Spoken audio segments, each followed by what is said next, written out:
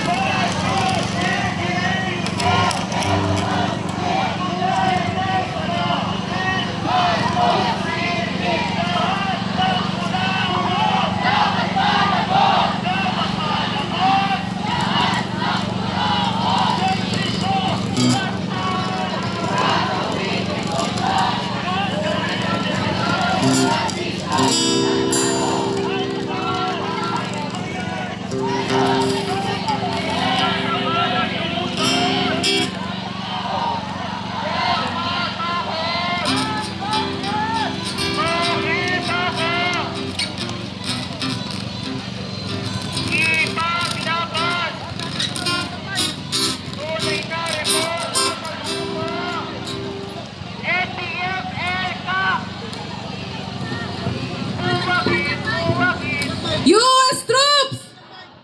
U.S. troops! U.S. imperialists! U.S. imperialists! Marcos singilin! Duterte panagutin! Militar sa kanayunan! Militar sa kanayunan!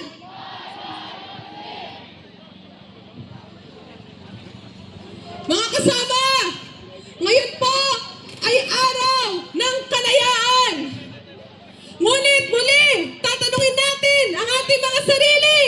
Malaya ba tayo? Malaya ba ang bansang Pilipinas? Malaya ba ang mamamayang Pilipino? Tunay na hindi malaya ang Pilipinas at walang tunay na kalayaan hanggat pinahihintulutan ng ating Estado ang pagpapatayo ng mga US bases, pagpapapasok ng mga US troops sa loob ng ating bansa.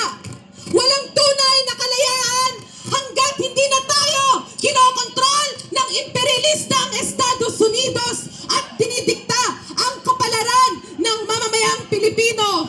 Kaya para sa ating paggunita ng araw ng kalayaan, isinasabuhay natin ang diwa ng revolusyon ng KKK sa kanilang paglaban para sa tunay na kalayaan at tuloy-tuloy natin itong isasabuhay din.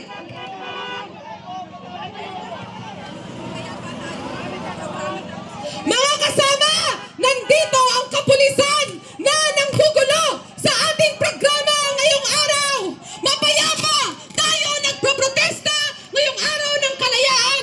Ngunit pinapakita nila kung sa kanino ba talaga sila nagsisilbi. Sa loob mismo ng ating bansa, sa araw ng kalayaan ay hindi malaya ang mamamayang Pilipino na iprotesta at ipanawagan ang sariling kasarinlan. Ipanawagan natin, Marcos singilin! Duterte panagutin!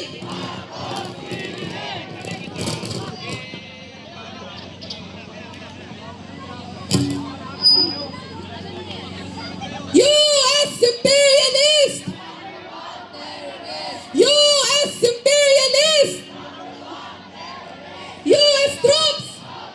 U.S. troops! Sa ating mga kasamahan mula sa kapulisan, nandito po kami ngayon, mapayapang nagproprotesta, mapayapang inirehistro ang panawagan ng mamamayang Pilipino. Tinatanong po namin kayo, na sino po ba ang tunay na nanggugulo sa araw na ito? Kami po, inisiayos namin ang aming hanay upang mairehistro ang aming mga panawagan. Kaya hayaan po kami na magprotesta dito sa ating pagprotesta.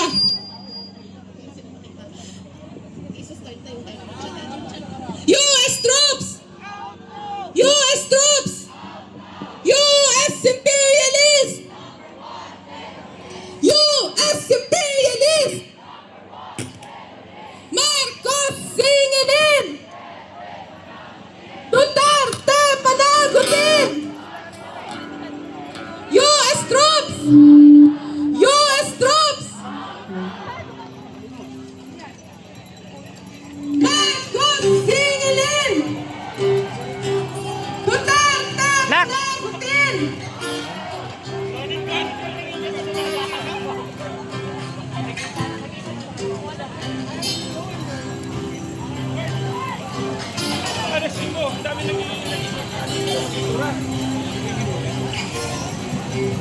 Hindi nga, sabi niya ikaw daw eh. Ano ba? Sabi niya ikaw. Ano ikaw sabi mo sa Sales?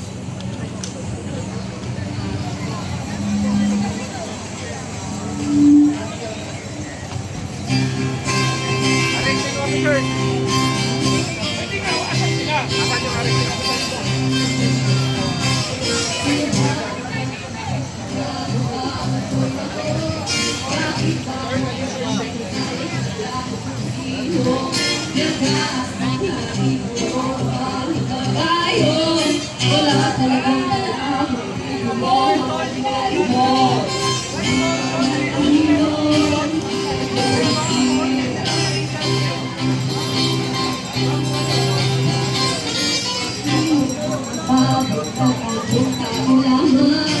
Kumabayan ko sa